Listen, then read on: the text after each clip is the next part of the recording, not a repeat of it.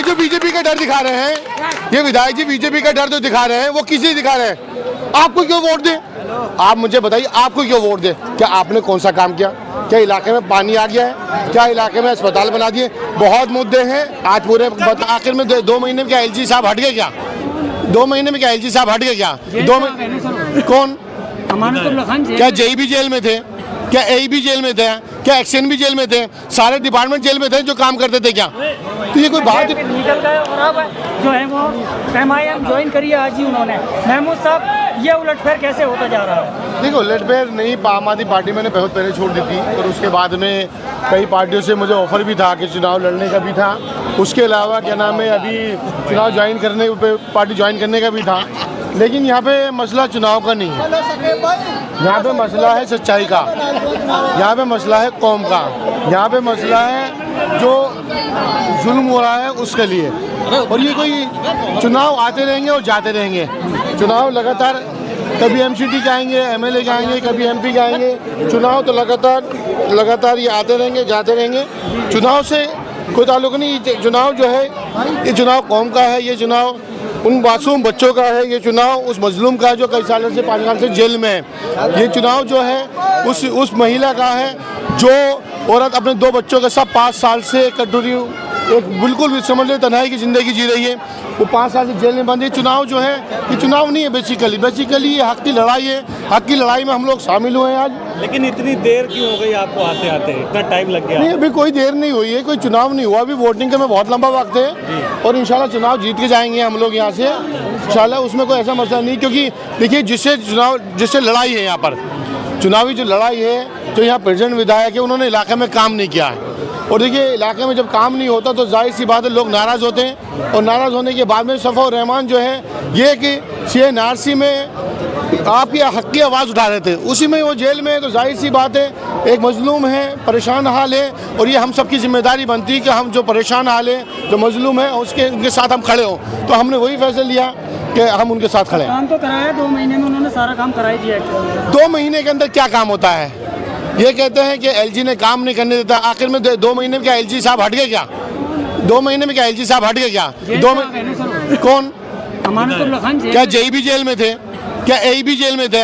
क्या एक्शन भी जेल में थे? सारे डिपार्टमेंट जेल में थे जो काम करते थे क्या? तो ये कोई बात नहीं होती, ये आवाम को परेशान करने वाली बात होती है। अब्दुल्ला खान तो कहते हैं कि अगर केजरीवाल को वोट ना दिया तो सीधा बीजेपी को कैसे भी। एक बात बताइए मुझे, आप एक चीज क्लियर, देखिए आपके चैनल पे मैं क्लियर कर देना चाहता हूँ, यहाँ से बीजेपी चुनाव नहीं जीतेगी। ये कैसे कह सकते हैं? मैं बता रहा हूँ ना, आंकड़े बता रहा हूँ ना, मैं आपको आंकड़े बता रहा हूँ। 93 से मैं भी चुनाव देखता आ रहा हूँ और मैं आंकड़े बता रहा हूँ आपको। 3,90,000 वोट है। 3,90,000। आज मैं बिल्कुल खुल के सुन लीजिएगा। लोग कहते हैं इसे वोट नहीं देंगे तो इससे ऐसा हो जाएगा, बीजेपी जीत जाएगी। दूसरी सबसे बड़ी बात यह है कि आखिर तुम्हें क्यों वोट दे? आपको क्यों वोट दे? आपको क्यों वोट दे? दूसरी बात पूरी आपकी दूसरी बात ये, आंकड़े जो है 3,90,000 वोट है, जिसमें से 2,20,000 से 25,000 वोट पड़ेगा। 2,20,000 से 25,000 से वोट पड़ेगा तो उसमें बीजेपी को मैक्सिमम 55,000 वोट जाएंगे। अब तो सुन लीजिए, लोकसभा चुनाव उठा लीजिए, विधानसभा चुनाव उठा लीजिए, कोई से भी चुनाव उठा लीजिए, कभी भी उन्हें 60,000 से आसपास से ऊपर नहीं वोट गए। 60,000 से ऊपर वोट नहीं मिले। और आपके जो कैंडिडेट है उन्हें आपस में नाइतफाकी भी है तो आपके कम वोट पड़ेंगे। जब 2.5-2 लाख, मैं कहता हूँ 2,20,000 वोट पड़ा, अगर 60% भी होता तो ऊपर जाएगा। अगर 55-56% नहीं पड़ा तो 2,20,000 वोट पड़ेगा। 2,20,000 में से आप एक काम करिएगा, 55,000 निकालिएगा। कितने हो 55,000? 55,000 जब आप निकालेंगे तो फिर भी इसमें 1,65,000 वोट पड़ता है। 55,000 निकालने के बाद बीजेपी के 1,65,000 वोट पड़ता है। अगर 1,65,000 को भी 3 हिस्सों में आप बांटेंगे ना, तो जब भी 55,000 से ऊपर आ रहा है वोट। और ये कोई वो नहीं है कि आपने किसी बिजनेस में 10 लाख रुपए लगाए और आपको 1.5 लाख का प्रॉफिट हुआ और 50,000 आपने बराबर बांट दिए। बराबर बांटने के बाद भी देखिए, बराबर बांटने के बाद भी वोट, फिर भी वो सीट कोई नहीं आ रहा है। यहाँ पे 3 कैंडिडेट है, आम आदमी पार्टी से हो गए, कांग्रेस से हो गए, MIM से हो गए। 3 कैंडिडेट है। 3 कैंडिडेट में अगर बराबर वोट पड़ेगा फिर भी बीजेपी से ऊपर, तो बीजेपी कैसे जीत जाएगी? आए ना मुझसे, जो कहता है कि बीजेपी जीत जाएगी, आए डिबेट कर ले हमसे, कैसे बीजेपी जीत जाएगी बताइए नहीं। चैलेंज नहीं, मैं खुल कर रहा हूँ, आइए ना, आइए ना, मुझे बताइए ना, आंकड़े मैं बता रहा हूँ ना आपको।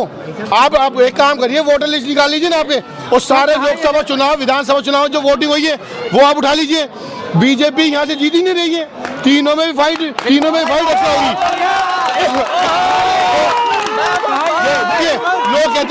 लोग कहते हैं अगर हमने इससे वोट नहीं दिया बीजेपी जीत जाएगी। मैं ये पता करना चाहता हूँ कि बीजेपी कैसे जीत रही है।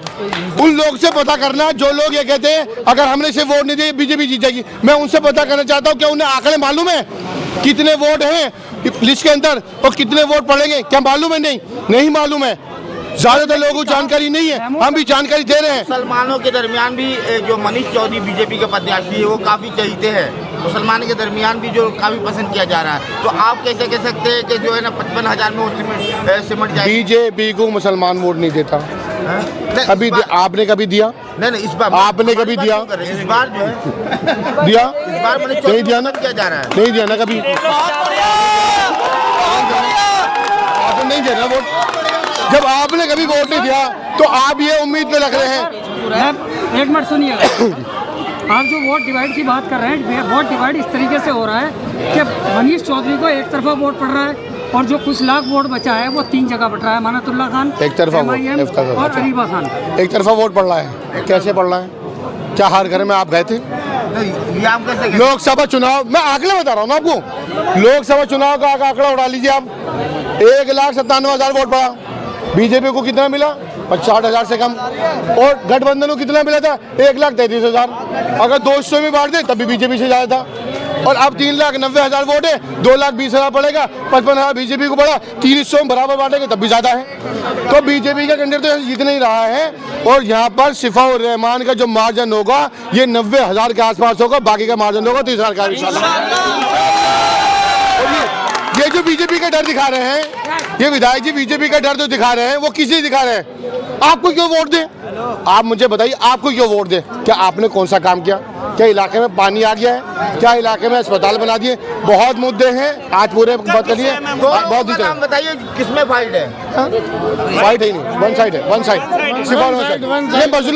ये मजलूमों की लड़ाई है। सुनिए, ये चुनाव नहीं है, ये मजलूमों की लड़ाई है। दो बच्चों की, छोटे छोटे मासूम बच्चों की लड़ाई है। जो मासूम बच्चे और जो एक औरत है वो अपनी माँ है, वो बच्चों के साथ 5 साल से अकेली रह रही है, ये उसकी लड़ाई है, ये चुनाव नहीं है। समझे, लगता है ओखला की आवाम समझेगी इस बात को जिस तरह आप समझ के आए हैं। बिल्कुल समझेगी, क्यों नहीं समझेगी?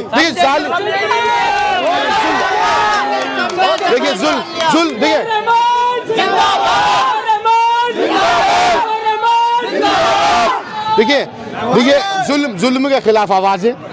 हमें भी कई पार्टियों से ऑफर थे चुनाव लड़ा दो ना। चुनाव राजनीति पार्टियों में जाने के 100 रास्ते हैं, 100 जबार चलाएंगे, 100 बार चुनाव आएंगे। ये चुनाव नहीं है, ये मजलूम के साथ आवाज उठाने का था। इम्तियाज जलील ने कहा कि महमूद अहमद को टिकट देना चाह रहे थे, लेकिन सामने शिफाउर रहमान की बच्चों को देखकर जो है वो टिकट नहीं दिया। फिर बिल्कुल ठीक। तो आप इतनी लेट क्यों आए? फिर आपको नाराज होगा? हमने नहीं, आपकी गलतफहमी है। आपसे मैंने कहा था मैं नाराज हो गया? आपसे मैंने कहा था, आपसे तो नहीं कहा मैं नाराज हो गया।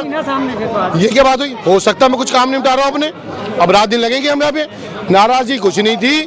सफाउर रहमान बड़े भाई है, जामिया से मेरे सीनियर भी हैं, सारे जामिया के साथी जूनियर सीनियर सब मेरे साथ के हैं, और इलाके के सारे लोग मेरे अपने छोटे बड़े सब मेरे भाई हैं, और इंशाल्लाह सब लोग हम मिलकर चुनाव लड़ाएंगे। रात दिन में मेहनत करके चुनाव लड़ाएंगे, मेहनत। तो दोस्तों यहाँ पर